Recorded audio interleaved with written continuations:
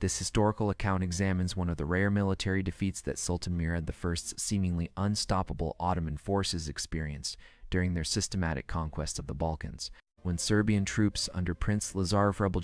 achieved a surprising tactical victory at Plocnik in 1386 or 1387 that temporarily halted Ottoman expansion into Serbian territories, and that provided a crucial morale boost to Balkan Christian populations demoralized by years of Turkish victories. We'll explore how this engagement differed from the typical pattern of Ottoman military success that had characterized Turkish campaigns throughout the 1370s and early 1380s, why Serbian forces managed to achieve victory despite the general Ottoman military superiority that had defeated far larger Christian armies, how the battle's outcome affected the strategic calculations of both Sultan Murad and Prince Lazar as they maneuvered toward the climactic confrontation at Kosovo in 1389, and why this Serbian victory ultimately failed to reverse Ottoman expansion despite demonstrating that Turkish forces were not invincible. Through 7 detailed parts, we'll witness the military operations that produced this unexpected Ottoman defeat, the strategic and psychological consequences that rippled through both Ottoman and Serbian leadership, the diplomatic and military responses that each side developed following the battle, and the broader historical context that explains why one tactical defeat could not fundamentally alter the trajectory of Ottoman expansion that would ultimately establish Turkish dominance throughout the Balkans for the next 5 centuries. 1386 dawned across the Balkans, with the Ottoman Empire appearing to possess an almost supernatural capacity for military victory. Having spent the previous 15 years systematically conquering or subjugating virtually every Balkan Christian territory that Sultan Murad I's forces had targeted, from the catastrophic destruction of Serbian military power at the Battle of Maritsa in 1371, through the progressive subjugation of Bulgarian principalities and the forced vassalization of Serbian rulers, including Prince Lazar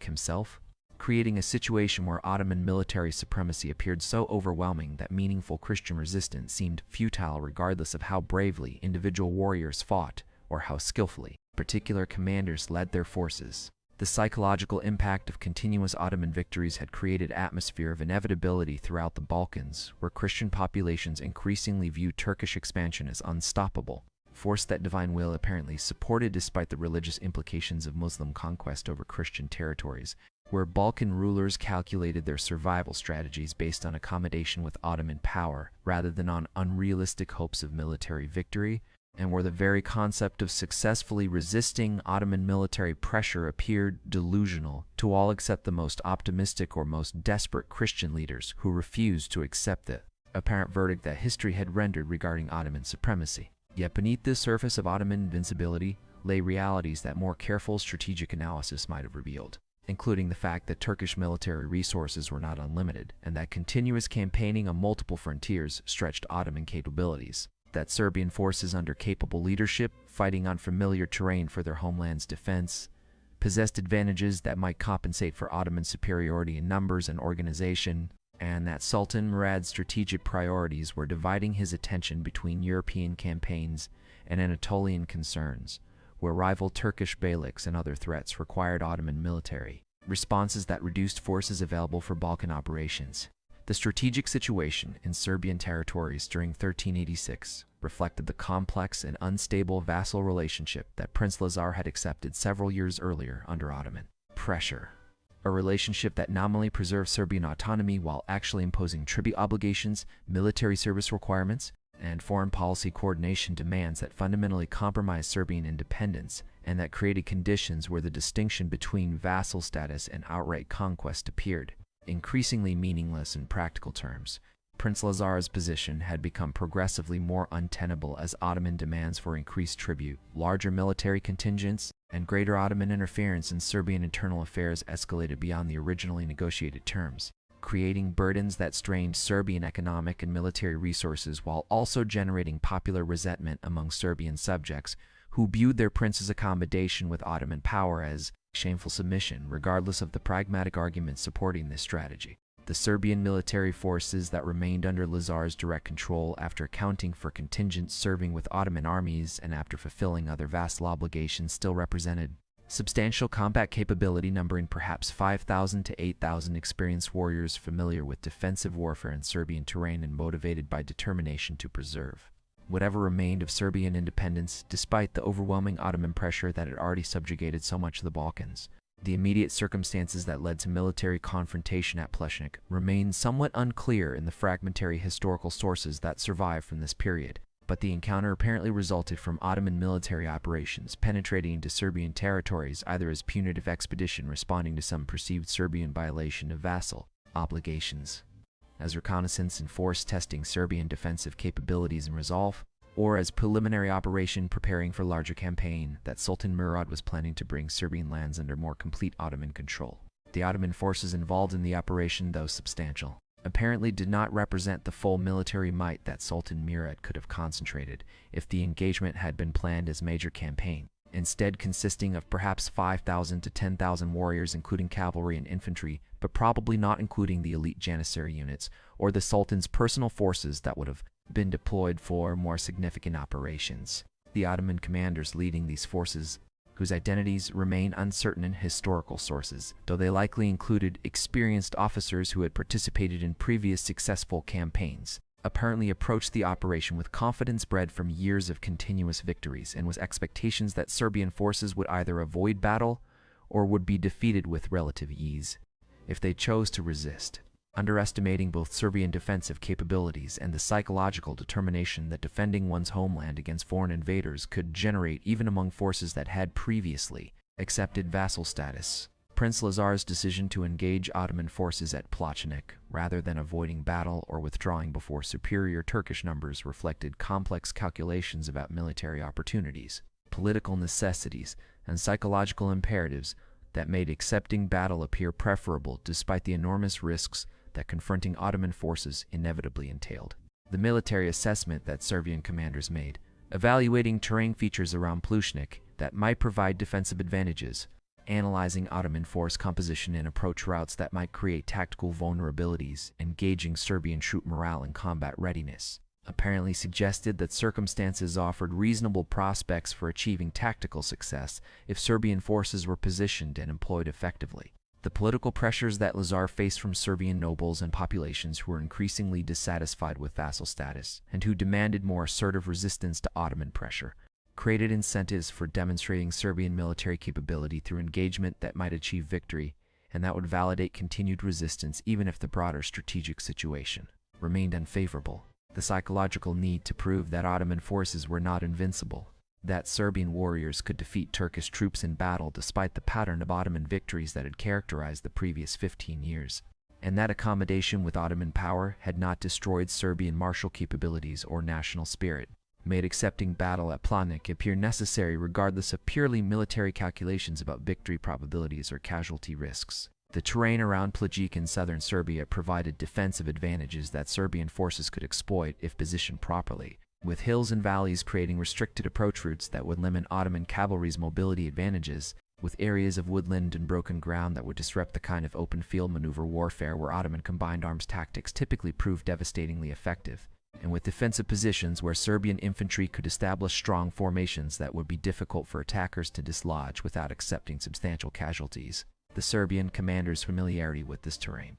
gained through years of operating in their home territories and through intimate knowledge of local geography that foreign Ottoman commanders could not match, regardless of their general tactical sophistication, created information advantages that could translate into tactical benefits if Serbian forces could maneuver Ottoman troops into positions where terrain negated Turkish advantages while amplifying Serbian strengths. The defensive posture that Serbian forces adopted, establishing positions on favorable ground and forcing Ottoman forces to attack uphill or through constricted approaches if they wished to engage, inverted the usual pattern where Ottoman armies held initiative and where Christian forces attempted to respond to Turkish maneuvers, creating tactical situation where Ottoman commanders would need to make difficult decisions about whether to accept unfavorable engagement terms or to withdraw without achieving their operational objectives. The psychological dimensions of the approaching battle held significance beyond immediate tactical considerations, as both Serbian and Ottoman warriors understood that the engagement would test fundamental questions about military capabilities, about national honor and religious identity, and about whether the pattern of Ottoman victories that had seemed inexorable could be broken through determination and tactical skill. The Serbian warriors preparing for battle, Though realistic about the formidable opponent they faced, nonetheless drew confidence from fighting on their own soil for their families and communities, from religious conviction that defending Christian territories against Muslim invasion served a righteous cause, blessed by divine favor, and from understanding that victory would have psychological and political consequences extending far beyond immediate tactical results. The Ottoman warriors approaching battle accustomed to victory and confident in their superior training and organization, nonetheless faced the reality that combat always involved uncertainties, and that Serbian defenders fighting on familiar terrain with desperate determination might prove more formidable than the easier victories over demoralized or poorly led Christian forces that Ottoman armies had frequently achieved during previous campaigns. The stakes attached to the upcoming engagement at Plocnik extended beyond immediate military control of particular Serbian territories to encompass broader questions about Ottoman strategic momentum, about the viability of continued Serbian resistance, and about how other Balkan Christian populations and rulers would interpret the battle's outcome in their own calculations about whether accommodation or resistance better served their interests given the apparently unstoppable Ottoman expansion that had dominated recent Balkan history. A Serbian victory would demonstrate that Ottoman forces could be defeated despite their impressive record, would provide morale boost to demoralized Christian populations throughout the Balkans, would validate Prince Lazar's decision to maintain military capabilities despite vassal status, and would potentially encourage other Christian rulers to consider resistance strategies that recent history had suggested were futile. An Ottoman victory would confirm the pattern of Turkish military supremacy, would demonstrate that Serbian vassal forces could not effectively resist when Ottoman authorities decided to impose their will through military force, would demoralize Christian resistance throughout the Balkans, and would establish conditions for Sultan Murad to advance whatever plans he was developing for bringing Serbian territories under more complete Ottoman control. 1386 or 1387's engagement at Plocnik commenced when Ottoman forces, having advanced into Serbian territories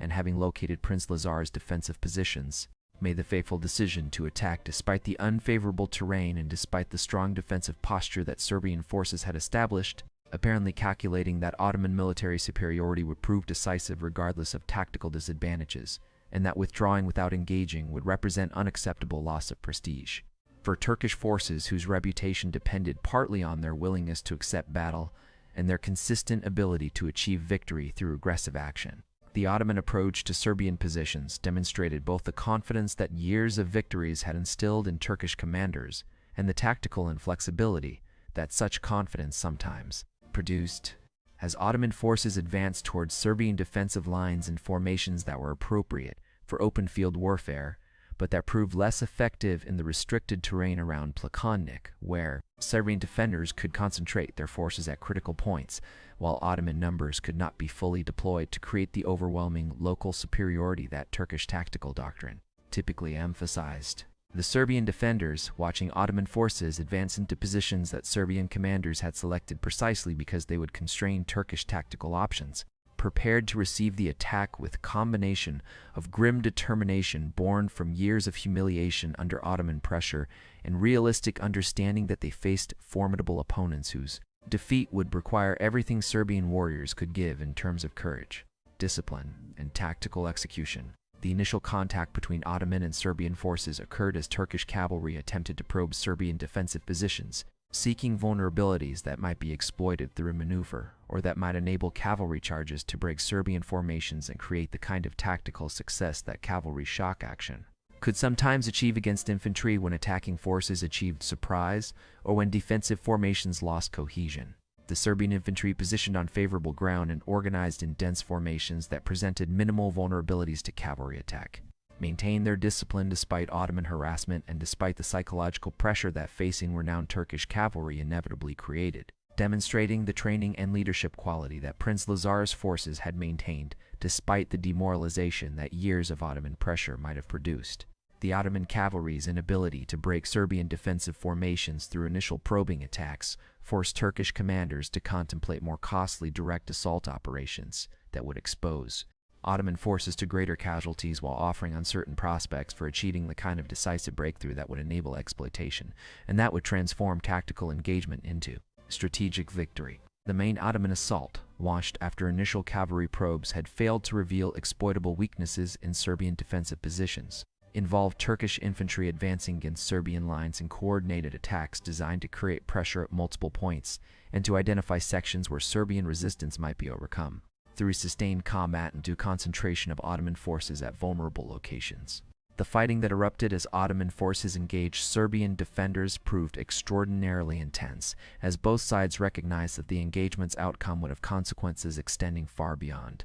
immediate tactical results, with Serbian warriors fighting with desperate courage, born from defending their homeland and from understanding that defeat would mean the end of whatever remained of Serbian independence. While Ottoman soldiers fought with professional discipline and with organizational advantages that years of military experience had created, but without the kind of overwhelming force concentration that Turkish tactical doctrine preferred for ensuring victory. According to the historical analysis presented in the Serbian lands in the medieval Balkans by Florin Kurta, the battle demonstrated that Ottoman military supremacy, while generally decisive in most engagements, was not absolute, and that determined Christian resistance under favorable circumstances could achieve tactical success despite the broader strategic advantages that the Ottoman Empire possessed throughout the region. The turning point in the battle developed as Serbian counterattacks launched when Ottoman assault forces had committed to their attacks, and when tactical circumstances created opportunities for Serbian forces to strike at exposed Ottoman flanks or at units that had become separated from main Turkish formations. Achieved tactical successes that began imposing casualties on Ottoman forces while also disrupting the coordination that effective Ottoman operations required. The Serbian warriors executing these counterattacks fought with a combination of tactical skill developed through years of warfare and with ferocity driven by accumulated resentments about Ottoman domination and by determination to achieve victory that would validate their continued resistance, creating combat effectiveness that exceeded what Ottoman commanders had anticipated based on previous encounters with Balkan Christian forces, who had often fought less effectively when facing Turkish armies. The Ottoman forces, finding themselves under unexpected pressure from Serbian counterattacks and discovering that their assault operations were not achieving the kind of success that would enable breakthrough into Serbian positions, faced difficult decisions about whether to commit additional forces to attacks that were proving costlier than anticipated, or whether to withdraw and reorganize before attempting renewed operations under potentially more favorable circumstances. The progressive Ottoman recognition that the engagement at Plocnik was not developing according to expected patterns, and that Serbian resistance was proving more effective than Turkish commanders had anticipated created psychological momentum favoring Serbian forces as Ottoman confidence began eroding, while Serbian determination intensified with recognition that victory might actually be achievable, despite the overwhelming odds their recent Balkan military history suggested made Ottoman defeat improbable. The casualties that Ottoman forces sustained during their assault operations and during Serbian counterattacks, though not catastrophic in absolute terms, nonetheless represented higher losses than Turkish forces typically accepted in what was supposed to be a relatively straightforward operation against supposedly inferior Serbian forces, creating a tactical situation where continued Ottoman attacks would require accepting additional casualties without guarantee of achieving decisive results. The Serbian success in maintaining defensive cohesion despite sustained Ottoman pressure, in executing effective counterattacks that imposed costs on Turkish forces,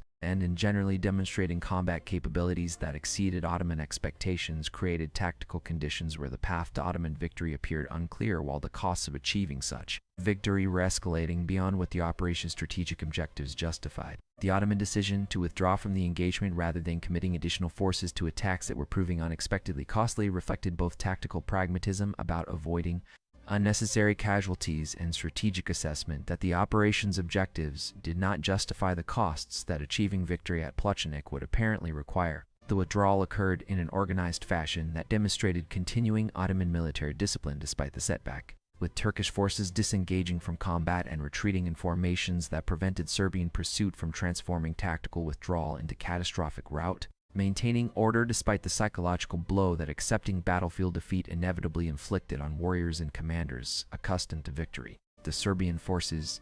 recognizing that they had achieved remarkable tactical success, but also understanding that their victory was limited in scope, and that Ottoman military power remained overwhelming in broader strategic terms, did not attempt aggressive pursuit that might have risked the tactical success they had achieved, and that might have exposed their forces to counterattack if Ottoman units rallied, or if additional Turkish forces arrived to support the withdrawing contingent. The immediate aftermath of the Battle of Pločnik saw both sides assessing what had occurred, and attempting to understand the engagement's implications for broader strategic situations, with Serbian leadership recognizing that they had achieved significant tactical victory that would boost morale and that would demonstrate Ottoman vulnerability despite years of Turkish victories, while Ottoman commanders confronted the uncomfortable reality that they had suffered defeat in engagement that should have been straightforward success given the general military superiority that Ottoman forces typically enjoyed over Balkan Christian opponents. The casualty figures from the battle, though difficult to establish precisely from fragmentary historical sources, apparently show that Ottoman forces had suffered several hundred to possibly over 1,000 casualties, including deaths and serious wounds, while Serbian losses were probably comparable or somewhat lower, creating casualty ratios that differed dramatically from typical Ottoman victories, where Turkish forces inflicted disproportionate losses on defeated enemies while suffering minimal casualties themselves. The psychological impact of these casualty figures extended beyond immediate military significance to encompass broader recognition that Ottoman forces were not invincible and that well-led Christian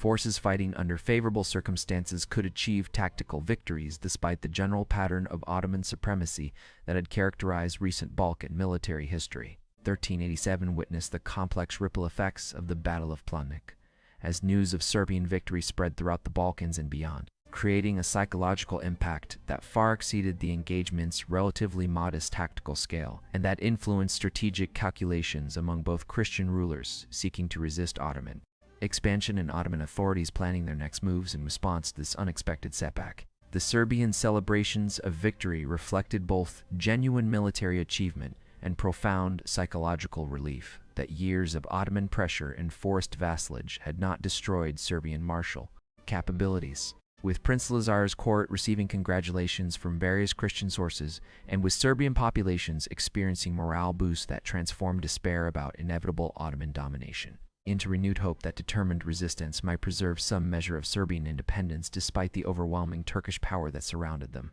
The Orthodox Christian religious interpretation of victory emphasized divine favor supporting righteous Christian defenders against Muslim invasion, creating narratives that frame Plocnik as validation of faith and as evidence that continued resistance served higher purposes beyond mere political or military calculations, strengthening resolve among populations who had begun questioning whether opposition to Ottoman power served any realistic purpose given Turkish military supremacy's apparent inexorability. Sultan Murad I's response to news of Ottoman defeat at Plocnik demonstrated both his strategic sophistication in recognizing that single tactical setback did not fundamentally alter the favorable strategic balance that Ottoman Empire enjoyed throughout the Balkans and his determination to ensure that the defeat would not encourage broader Christian resistance that might threaten Turkish expansion or that might undermine Ottoman authority over territories and populations already brought under Turkish control through previous conquests and vassalage agreements. The Sultan's immediate military response involved preparations for a more substantial campaign that would demonstrate Ottoman power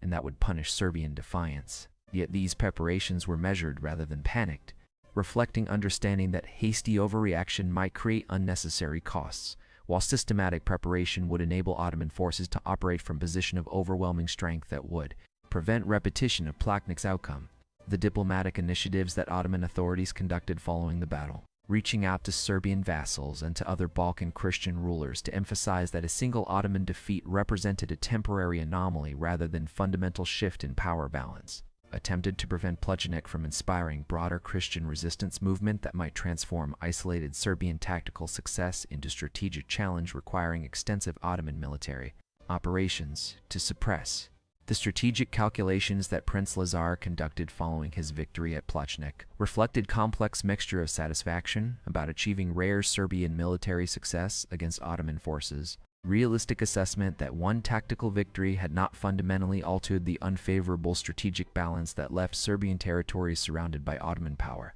and political pressures from Serbian nobles and populations who expected Lazar to leverage victory into more assertive resistance posture, rather than continuing the accommodation with Ottoman authority that vassal status imposed. The prince's attempts to build broader anti-Ottoman coalition that might transform isolated Serbian success into coordinated Christian resistance encountered familiar obstacles including Balkan Christian rulers' mutual suspicions and competing interests, Hungarian reluctance to commit substantial military resources to Balkan campaigns despite rhetorical support for defending Christendom,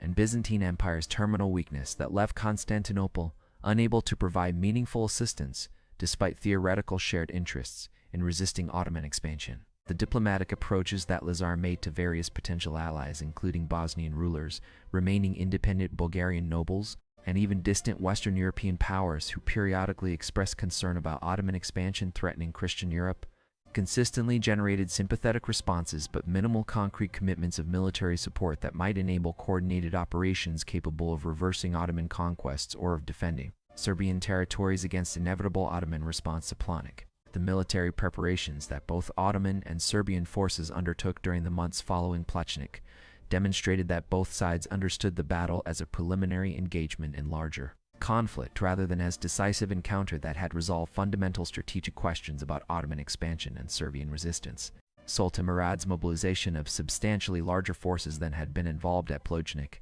drawing on military resources from throughout Ottoman territories in Europe and Anatolia, indicated a determination to overwhelm Serbian defensive capabilities through concentration of power that would prevent another embarrassing defeat, while also demonstrating to all Balkan observers that Ottoman military supremacy remained decisive despite Plocnik's anomalous outcome. Prince Lazar's fortification of defensive positions, accumulation of supplies and weapons, diplomatic efforts to secure Allied support, and general war preparations indicated recognition that Ottoman response to Serbian victory would be substantial, and that Serbian survival required maximum military readiness combined with hope that circumstances might enable another defensive success, or that diplomatic developments might prevent a full-scale Ottoman campaign from materializing. The economic impact of military preparations and of continuing conflict between Ottoman and Serbian forces affected populations in both empires through taxation required to fund military operations, through disruption of normal commercial and agricultural activities as warfare and military mobilization diverted resources and labor, and through general uncertainty about the future that made long-term economic planning difficult, and that discouraged the kind of productive investment that stable conditions would have enabled. The Serbian territories under Prince Lazar's control experienced intensified taxation and military recruitment as the prince prepared for an anticipated Ottoman campaign, creating hardships for populations already strained by years of vassal tribute obligations and military service requirements that Ottoman suzerainty had imposed. The Ottoman territories experienced less severe economic impact, given the empire's much larger resource base. Yet continuous military operations across multiple frontiers nonetheless created fiscal pressures that required efficient tax collection and effective resource mobilization to sustain the kind of large-scale campaigns that Sultan Murad was planning against Serbian and other remaining independent or insufficiently subordinated Balkan territories. The intelligence operations that both Ottoman and Serbian authorities conducted intensified following Plocnik as each side sought detailed information about the other's military preparations,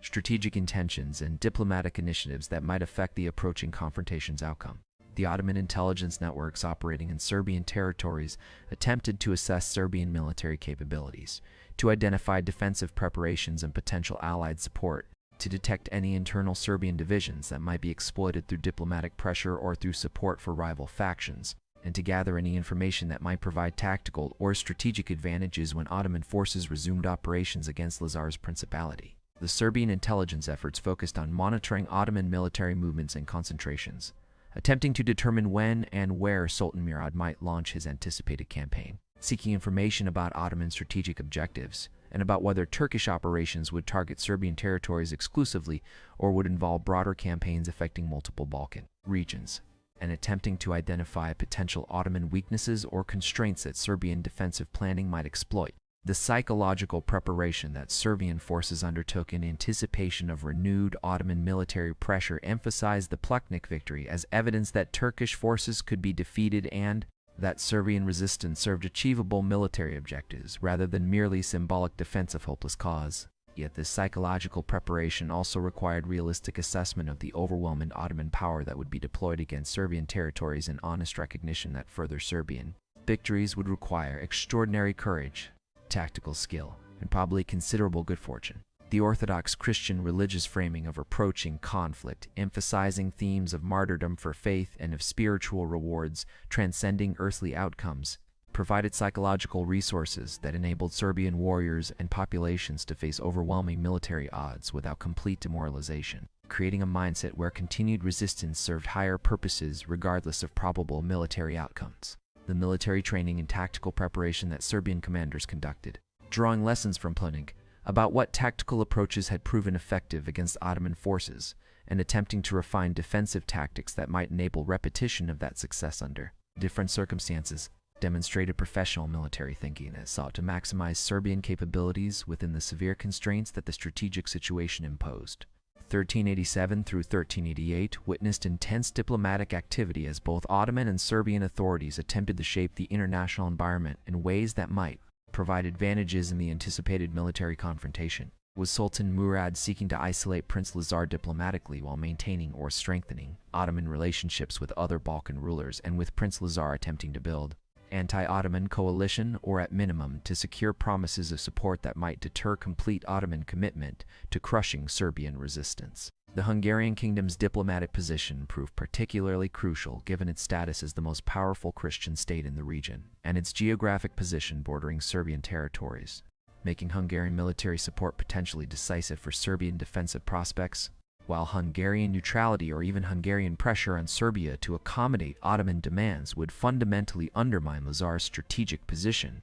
the diplomatic exchanges between Serbian and Hungarian courts revealed the frustrating pattern where Hungarian rhetoric strongly supported Christian resistance to Ottoman expansion, while actual Hungarian military commitments remained vague and conditional, reflecting Hungarian strategic priorities that balance concern about Ottoman expansion with reluctance to commit substantial military resources to Balkan campaigns whose success appeared uncertain, and whose costs might prove substantial even if Serbian resistance achieved temporary tactical victories like Plocnik. The Bosnian diplomatic position similarly combined rhetorical support for Serbian resistance with practical reluctance to commit military forces to campaigns that would inevitably draw Ottoman military attention toward Bosnian territories that had thus far maintained precarious independence, partly through avoiding provocative opposition to Turkish interests. The Bosnian rulers' calculations about whether supporting Prince Lazar served Bosnian interests required weighing solidarity with fellow Balkan Christians and shared concerns about Ottoman expansion against pragmatic recognition that the military balance overwhelmingly favored Ottoman victory regardless of what level of Christian coalition support could realistically be assembled, making Bosnian involvement potentially costly in terms of Ottoman retribution while unlikely to fundamentally alter strategic outcomes. The limited Bosnian military support that Prince Lazar eventually secured reflected these conflicting calculations, providing some reinforcement for Serbian defensive efforts while falling far short of the kind of substantial allied contingents that might have meaningfully altered the military balance between Serbian-led coalition forces and the overwhelming Ottoman power that Sultan Murad was preparing to deploy. The Bulgarian situation during this period complicated Christian coalition-building efforts, as Bulgarian territories had already largely submitted to Ottoman vassalage or direct control following the progressive Turkish conquest that had accelerated after the Battle of Marza in 1371, leaving few Bulgarian rulers with sufficient independence to contribute meaningfully to anti-Ottoman resistance even if they wished to do so. The remaining Bulgarian princes who maintained some autonomy faced their own Ottoman pressure that made involvement in Serbian resistance appear suicidally provocative,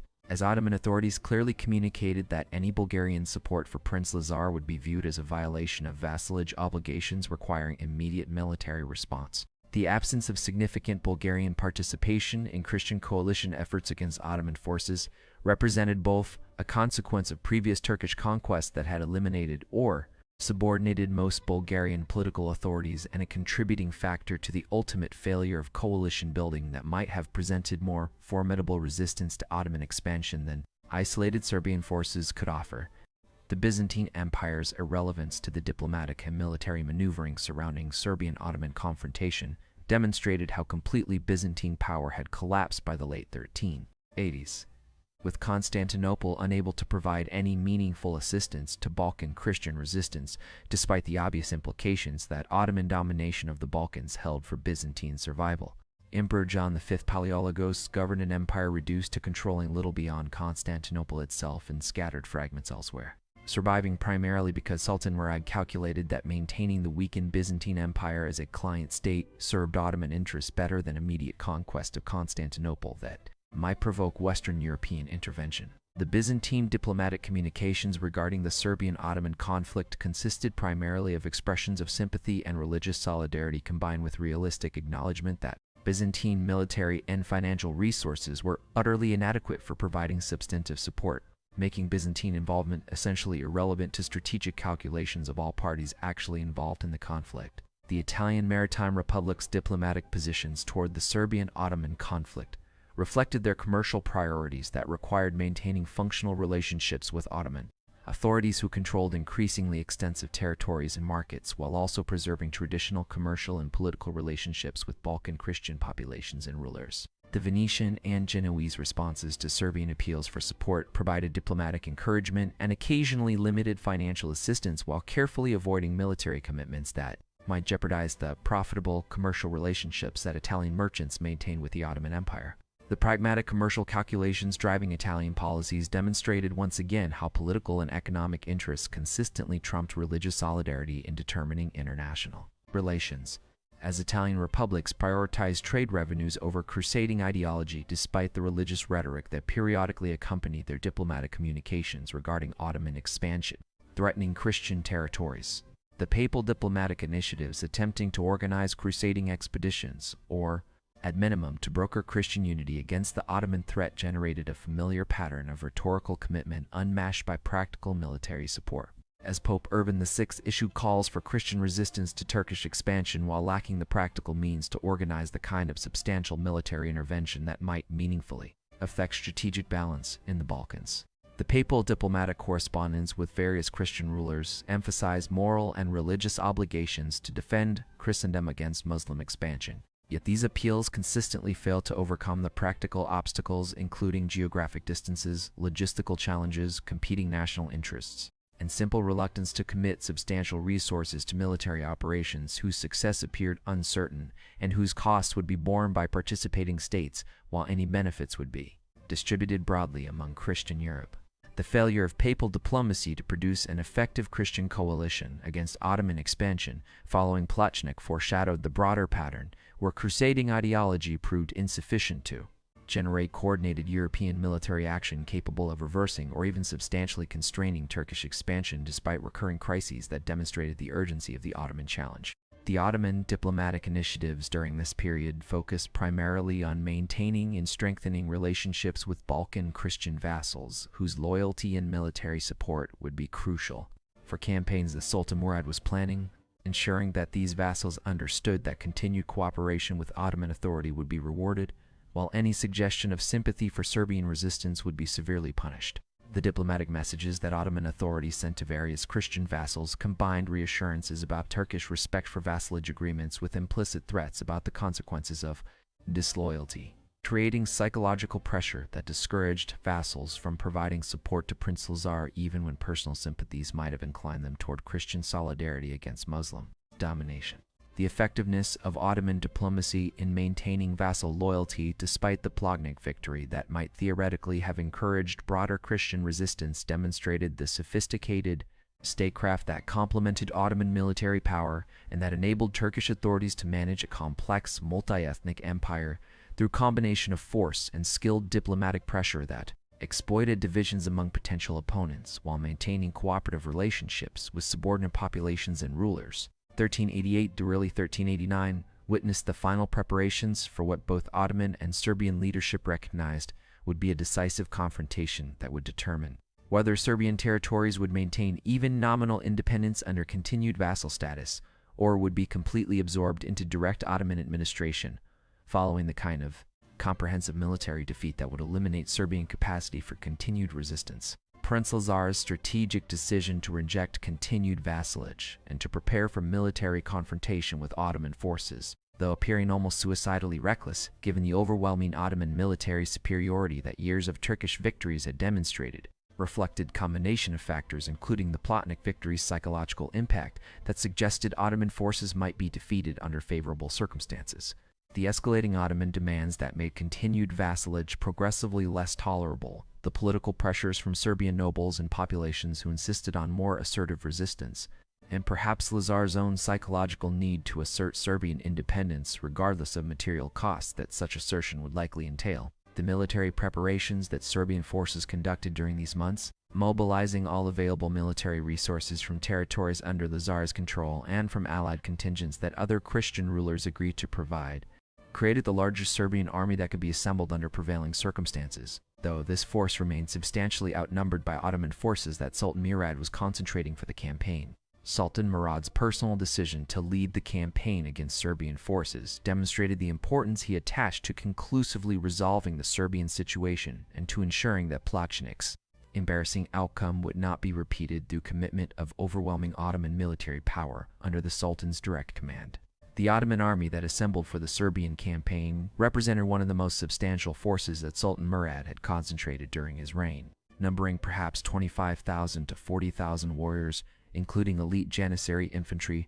Turkish cavalry, siege equipment, and technical personnel, and contingents provided by Christian vassals whose participation demonstrated their subordination to Ottoman authority while also providing additional military manpower. The logistical preparations necessary for sustaining such a substantial force during campaign season that might extend for months required sophisticated organizational capabilities that Ottoman military administration had developed through decades of continuous warfare, with supply systems established to provide food, equipment, replacements, and various other necessities that large military forces required for maintaining combat effectiveness during extended operations far from home bases. The psychological dimensions of the approaching confrontation held profound significance for both Ottoman and Serbian forces as warriors on both sides prepared for a battle that would determine their society's futures and that might result in their own deaths or maiming in combat, whose violence and chaos would test courage, training, and fortune in ways that no amount of preparation could entirely anticipate.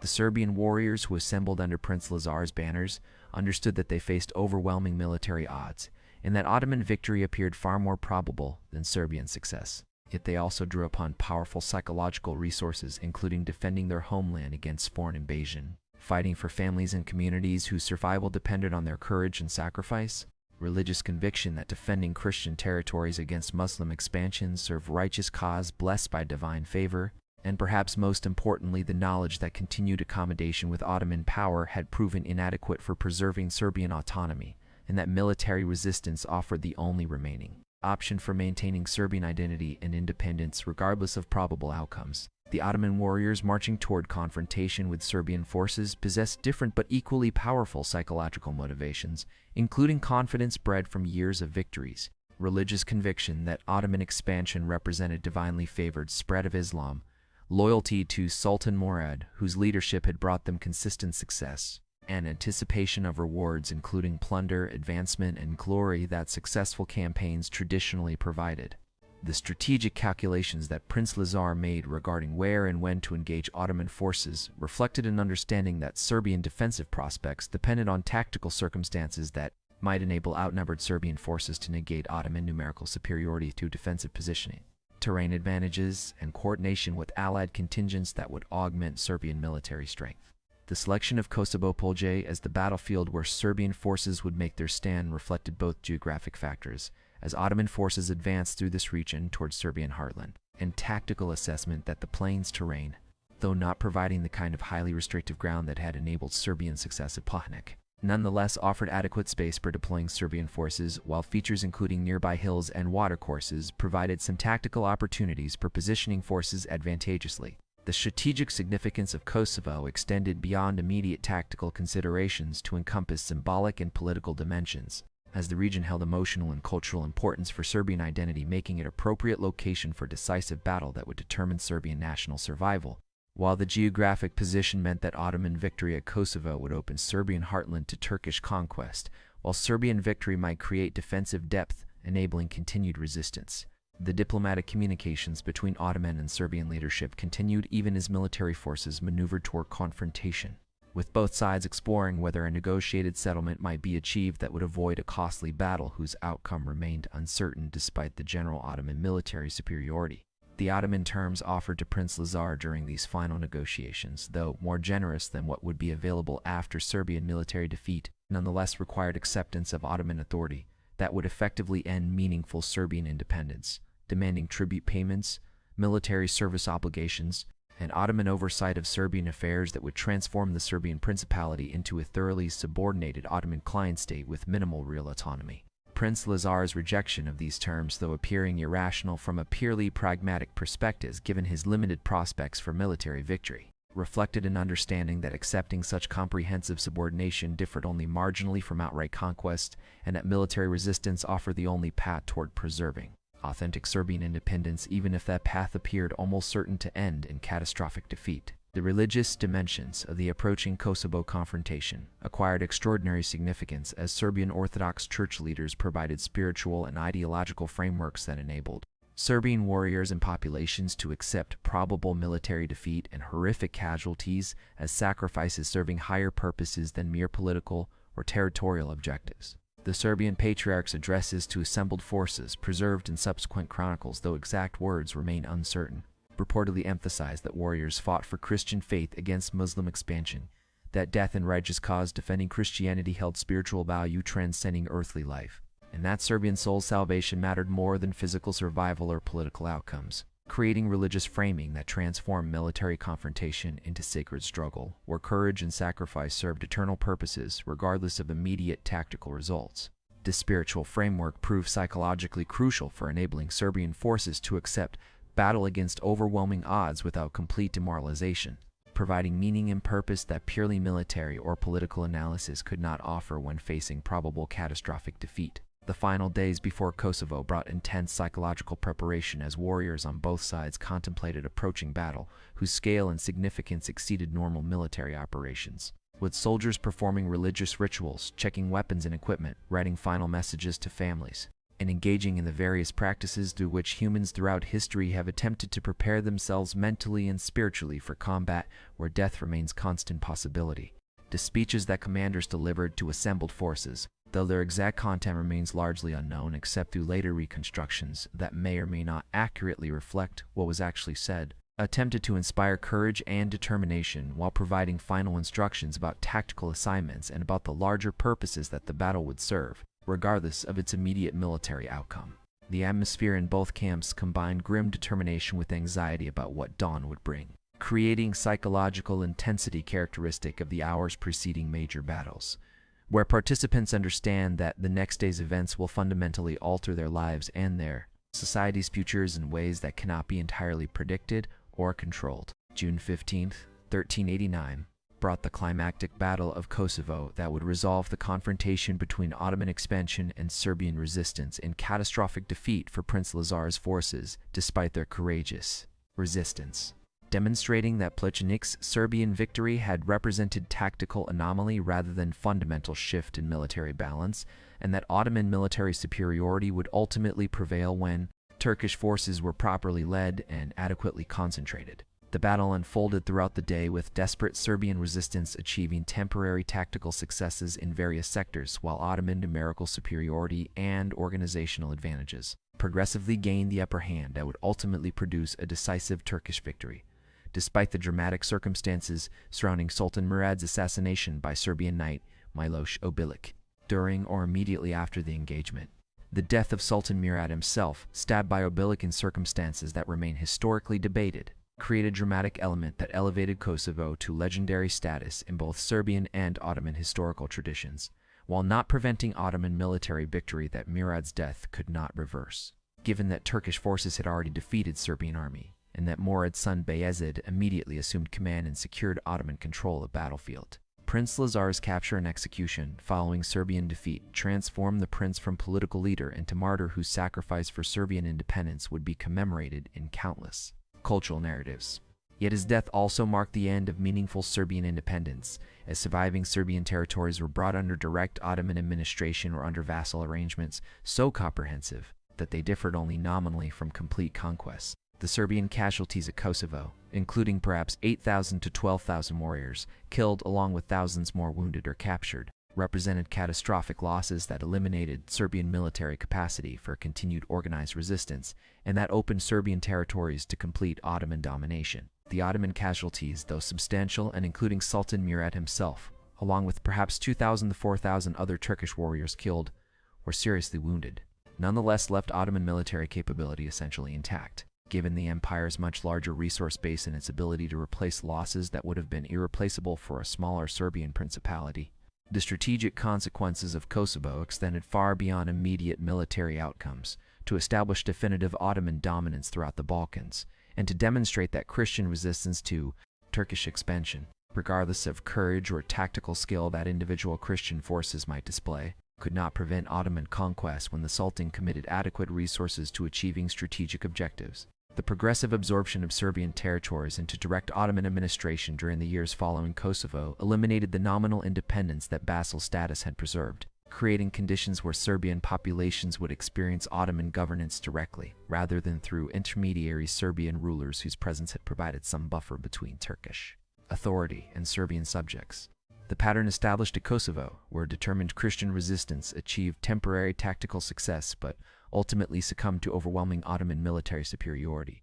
would be repeated in subsequent confrontations, including the Crusade of Nicopolis in 1396, where another Christian coalition would be catastrophically defeated despite initial confidence in their prospects. The historical memory of Plocnik in Serbian cultural consciousness, though overshadowed by Kosovo's more dramatic and consequential engagement, nonetheless retained significance as a demonstration that Serbian forces could defeat Ottoman troops when circumstances favored defensive forces and when Serbian leadership and warriors performed effectively. The folk songs and chronicles that commemorated Plocnik emphasized Serbian military capability and courage, creating narratives that preserved pride in martial traditions despite the ultimate Ottoman conquest that Kosovo had sealed. The comparison between Plocnik's Serbian victory and Kosovo's catastrophic defeat illustrated both the possibilities and limitations of Christian resistance to Ottoman expansion, demonstrating that tactical success remained achievable under favorable circumstances while ultimate strategic outcomes depended on broader power balances that favored the Ottoman Empire,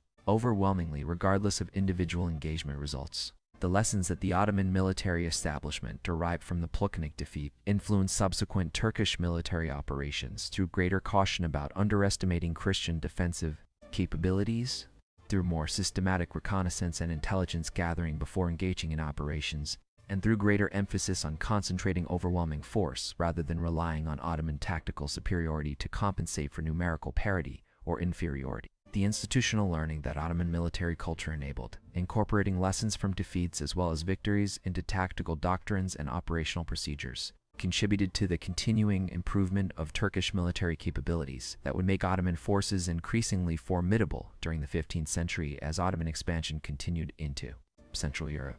Anatolia, and eventually the Middle East. The recognition that Christian forces under capable leadership fighting unfavorable terrain could achieve tactical victories despite general Ottoman superiority encouraged Turkish commanders to approach operations with greater respect for their opponents and with more systematic preparation than might have occurred if an uninterrupted string of victories had bred excessive confidence. The broader assessment of whether Plocnik represented a meaningful setback for Ottoman expansion or merely a temporary tactical defeat without strategic significance remains subject to historical debate, with arguments possible supporting both interpretations. The case that Plocnik held strategic significance emphasizes that the defeat temporarily halted Ottoman momentum into Serbian territories, that it boosted Christian morale and encouraged continued resistance that might otherwise have dissolved into complete accommodation, that it demonstrated Ottoman vulnerability and thereby influenced strategic calculations of various Balkan rulers, and that it required Ottoman authorities to commit greater resources to Serbian campaigns than might otherwise have been necessary if Serbian submission had occurred without serious resistance. The contrary argument that Plocnik represented merely tactical anomaly without fundamental strategic impact emphasizes that one defeat did not prevent ultimate conquest of Serbian territories, that the engagement involved relatively small forces and limited casualties that Ottoman Empire could easily replace, that the battle did not inspire effective Christian coalition against Ottoman expansion that might have transformed isolated tactical success into strategic challenge, and that Ottoman expansion continued unabated despite Plocnik, with Turkish forces achieving decisive victory at Kosovo within several years that established definitive Ottoman dominance throughout the Balkans. The human costs of the confrontation between Ottoman expansion and Serbian resistance, culminating in Kosovo but including earlier engagement at Plocnik, encompassed thousands of warriors killed on both sides and countless civilians suffering as warfare disrupted economic activities and as military recruitment and taxation strained populations already burdened by the continuous conflicts that characterize this period, the widows and orphans created by these battles, the families destroyed by loss of fathers and sons and brothers, the communities depopulated by military casualties and by the disruptions that warfare inevitably created, all experience the war's human dimensions that broader strategic narratives inevitably minimize in favor of political and military analysis. The suffering that these conflicts created affected individuals who experienced it not as an abstract historical process, but as concrete daily reality of loss, grief, hunger, displacement, and the countless other hardships that warfare imposed on populations caught in struggles between competing empires and ideologies. The Battle of Pločnik's place in historical consciousness has evolved considerably across the centuries, separating the 1380s from contemporary historical scholarship, with the engagement's significance interpreted differently depending on whether historians approach it from Serbian, Ottoman, or broader Balkan and European perspectives that emphasize different aspects of the battle and that attach varying importance to its outcomes and consequences. The Serbian national historical tradition has generally emphasized Plocnik as a demonstration of Serbian military capability and as an important moral victory that proved Ottoman forces were not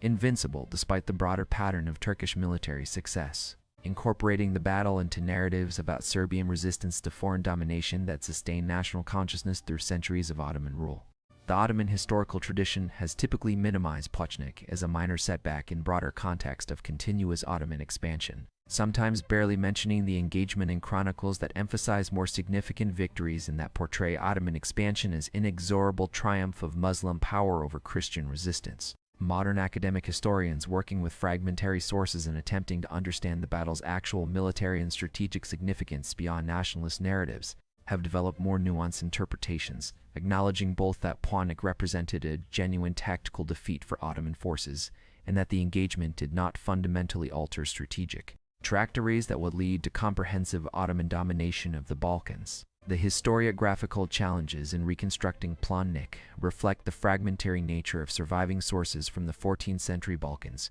where documentation was limited even under the best circumstances and where subsequent centuries of warfare, political upheaval, and general historical entropy have destroyed much of what did exist, leaving historians to reconstruct events from incomplete and often contradictory accounts whose biases and limitations must be carefully evaluated. The Serbian chronicles that mention Plocnik were typically composed decades or centuries after the battle by authors whose access to eyewitness accounts or contemporary records remains uncertain and whose narratives were shaped by purposes including celebrating Serbian military traditions, preserving cultural memory of resistance to Ottoman domination, and providing religious and moral frameworks for understanding historical events. The Ottoman sources that discuss Plocnik are even more limited, with many Turkish chronicles either ignoring the engagement entirely or mentioning it only briefly in ways that minimize its significance, creating documentary gaps that make detailed reconstruction of Ottoman perspectives and experiences extremely difficult. Modern historians attempting to understand what actually occurred at Plocnik must therefore work with limited and problematic sources,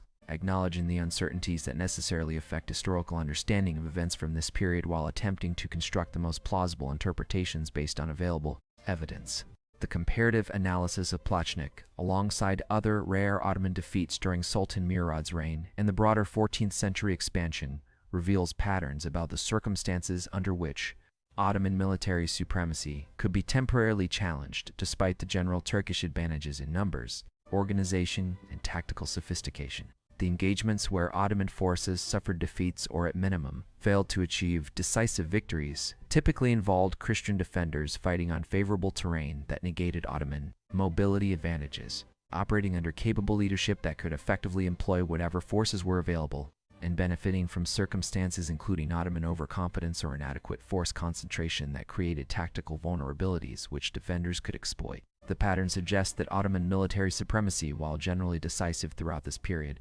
was not absolute, and that specific tactical circumstances could enable Christian forces to achieve temporary successes despite the broader strategic balance that overwhelmingly favored Ottoman expansion. The counterfactual speculation about what might have occurred if Plocnik had been a decisive strategic victory rather than an isolated tactical success, or alternatively, if Serbian forces had suffered defeat at Plocnik rather than achieving victory, illuminates the battle's actual historical significance by considering how different outcomes might have altered subsequent developments. A more decisive Serbian victory at Plocnik that had destroyed substantial Ottoman forces and that had inspired effective Christian coalition might theoretically have created conditions for more sustained resistance to Ottoman expansion, though the fundamental power imbalances favoring the Ottoman Empire suggest that even more substantial Serbian success would likely have delayed rather than prevented Turkish conquest of Serbian territories. A Serbian defeat at Pločnik would likely have accelerated the timeline toward complete Ottoman subjugation of Serbian territories, possibly preventing the Kosovo campaign from occurring as a separate engagement and instead leading to earlier comprehensive Ottoman conquest that would have established direct Turkish administration over Serbian lands without the intervening years during which nominal Serbian autonomy persisted under increasingly onerous vassal arrangements. The cultural legacy of Plocnik in Serbian national consciousness, though overshadowed by Kosovo's more dramatic and tragic narrative, nonetheless contributes to broader Serbian historical memory of resistance to foreign domination and of martial traditions that sustained national identity through centuries when independent Serbian statehood did not exist. The folk songs and oral traditions commemorating Plocnik, though often embellished through centuries of transmission and though conflating historical details in ways that make them problematic as historical sources, nonetheless performed important cultural functions in preserving memory of Serbian military capabilities and in maintaining narratives of resistance that would eventually inspire 19th-century movements seeking to restore Serbian independence. The modern Serbian nationalist use of Plocnik and Kosovo as symbols of eternal struggle against foreign domination demonstrates how historical events become tools for constructing national identities and for mobilizing political support, sometimes in ways that distort historical realities in favor of narratives serving contemporary ideological purposes. The lessons that Plocnik offers for understanding medieval warfare extend beyond specific tactical details to encompass broader insights about the relationship between tactical and strategic success, about how individual engagements fit into larger patterns of imperial expansion and resistance, and about the limits of military power when facing determined opponents fighting under favorable circumstances. The engagement demonstrates that tactical victories could be achieved against generally superior opponents through combination of favorable terrain, capable leadership, warrior determination, and opponents' tactical errors or overconfidence. Yet it also demonstrates that tactical success does not automatically translate into strategic transformation when broader power balances remain unfavorable. The battle illustrates the importance of moral and psychological factors in military confrontations, as Serbian determination to defend their homeland and to prove Ottoman forces were not invincible contributed to tactical success despite material disadvantages, while also showing that psychological advantages alone cannot overcome overwhelming strategic superiority when opponents possess sufficient resources and determination to commit necessary forces to achieving their objectives. The ultimate historical assessment of the Battle of Pločnik must acknowledge that the engagement represented a genuine tactical victory for Serbian forces and a genuine defeat for Ottoman troops, while recognizing that this isolated success did not prevent Ottoman conquest of Serbian territories or fundamentally alter the trajectory of Turkish expansion that would establish Ottoman dominance throughout the Balkans for the next 5 centuries. Plocnik had demonstrated that determined Christian resistance under favorable circumstances could achieve tactical success against Ottoman forces, despite the general pattern of Turkish military supremacy, providing a moral boost to populations demoralized by years of continuous Ottoman victories, while also serving as a cautionary reminder to Ottoman commanders that overconfidence could produce embarrassing defeats when facing capable opponents. Yet Plocnik also ultimately confirmed that tactical victories without decisive strategic consequences represented temporary successes that did not prevent determined empires with overwhelming resource advantages from achieving their expansion objectives through sustained commitment of adequate forces and through systematic application of military pressure that could not be indefinitely resisted, regardless of the courage or tactical skill that defending forces displayed. The human dimensions of Plocnik encompass the experiences of thousands of warriors who fought in the engagement and whose courage, suffering, and sacrifice represented real human costs of historical processes that broader narratives inevitably simplify in favor of strategic and political analysis. The Serbian warriors who achieved victory at Plocnik experienced a brief moment of triumph and validation of their martial capabilities.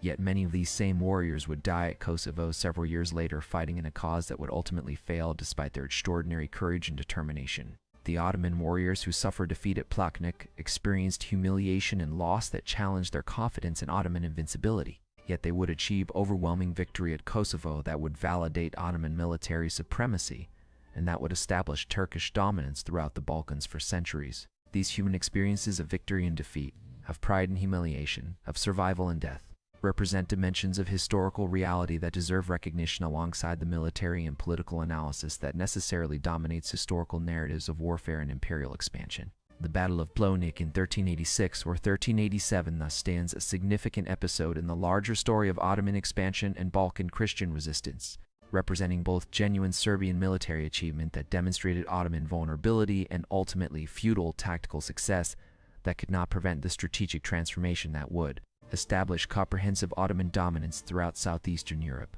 The engagement deserves historical recognition, both for what it accomplished, providing a rare Serbian victory against Ottoman forces and temporarily boosting Christian morale, and for what it could